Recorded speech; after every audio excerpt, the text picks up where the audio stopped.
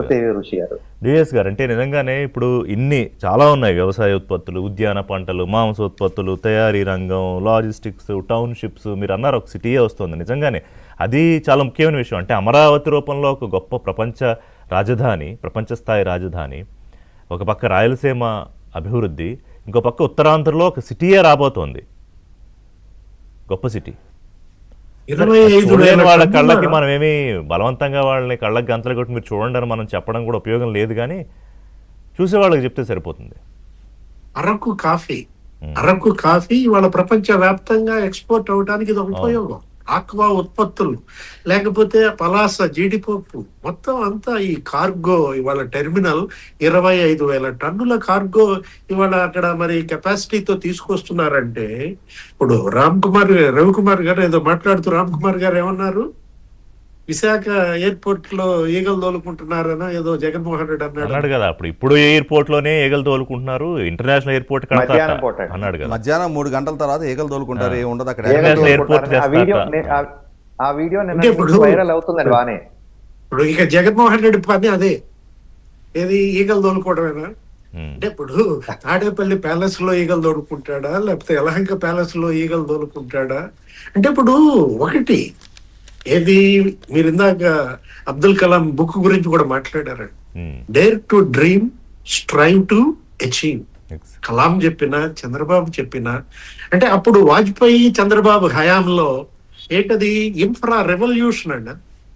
మొత్తం అసలు ఈ 7 లేన్ 8 లేన్ రోడ్స్ కానీ, లేకపోతే మొత్తం అసలు గోల్డెన్ క్వాడ్రిలేటరల్ స్వర్ణ చతుర్భుజి, ఇవన్నీ కూడా ఇప్పుడు ఈ Shamshabad airport, outer ring road, అసలు ఇన్ఫ్రా రెవల్యూషన్ అండి వాజ్పేయి చంద్రబాబు కాంబినేషన్. దాన్ని మించిన ఇన్ఫ్రా రెవల్యూషన్ 2.0 ఇప్పుడు మోడీ మరి చంద్రబాబు. అసలు ఇది విజన్ 2020లో ఉందండి. ఏది భోగాపురం ఎయిర్పోర్ట్ గురించి చంద్రబాబు విజన్ 2020లో మొన్న ఆంధ్రజ్యోతిలో వచ్చింది 2 days బ్యాక్. 1997లో దీని గురించి ఆయన చేసిన ఆలోచన, ఆ డాక్యుమెంటేషన్ ఏ విధంగా ఇప్పటికే సాకారం అయింది. 30 ఏళ్ల క్రితం ఉంది ఆయన మైండ్ లో, 29 ఏళ్ల నాడు. అది ఇవాళ సాకారం అయిందంటే ఇవాళ ఇది కదా ప్రజలు కోరుకునేది. నిజంగా ఈ క్రెడిట్ జగన్మోహన్ రెడ్డి తీసుకునేటట్టయితే ఈ రోజు ఒకసారి సాక్షి చూడండి, సాక్షిలో ఈ ఎంత వార్త ఇచ్చారంటే దీనికి లోపల వార్తలు ఆయన గురించే. ఆయన అప్పుడు ఏదో వెళ్ళేట, ఆయన అన్ని తీసుకొచ్చేట, 2 అంగుళాలు వేసి అందులో 1 అంగుళం ప్రధాని మోడీ ఫోటో వేసాడంటే భోగాపురం క్రెడిట్ నీదైతే. నేను అందుకే అన్నా, చంద్రబాబు మీద కోపం ఉంటే ఉండొచ్చు, ప్రధాని మీద గౌరవం అన్నా లేదా ఆ మాత్రం. మీరు అడిగారు ఇప్పుడే ఏది మన రామ్ కుమార్ గారిని, ప్రధాని మోడీ పట్ల జగన్ కున్న గౌరవం చూశారు కదా 2 days బ్యాక్. మామూలు గౌరవం చూపించాడా? తన ఉనికిని చాటుకోవటం కోసం ఎంత విన్యాసం చేశాడండి, ఎంత వీరంగం వేశాడండి. మరి ఇప్పుడే జస్ట్ మార్నింగ్ అట్లా వాకింగ్కి వెళ్తేనండి, ఎవరో ఒక మహిళ నెత్తి మీద ఏమో ఒక బుట్ట, ఒక అమ్మవారి ఫోటో పెట్టుకుని డూడు డూడు అనుకుంటూ వెళ్తుంటే పక్కన ఒకడు ఆ పడి కొరడా వేసుకుని టపా టపా కొట్టుకుంటున్నాడండి. అదేదో పోతురాజు లాగానో ఏమో. అంటే ఇక జగన్మోహన్ రెడ్డి కనపడ్డాడు నాకు అదుట్లో.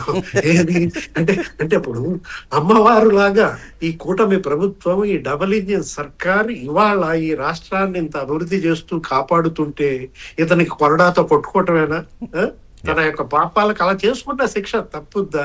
అంటే జగన్ నష్టం, విపత్తు నష్టం, రెండిందాల నష్టపోయింది ఆంధ్రప్రదేశ్. ఏది విభజన నష్టం, జగన్ నష్టం. ఈ 2 నష్టాలు పూడాలంటే అది డబుల్ ఇంజిన్ సర్కార్ వల్లే సాధ్యం.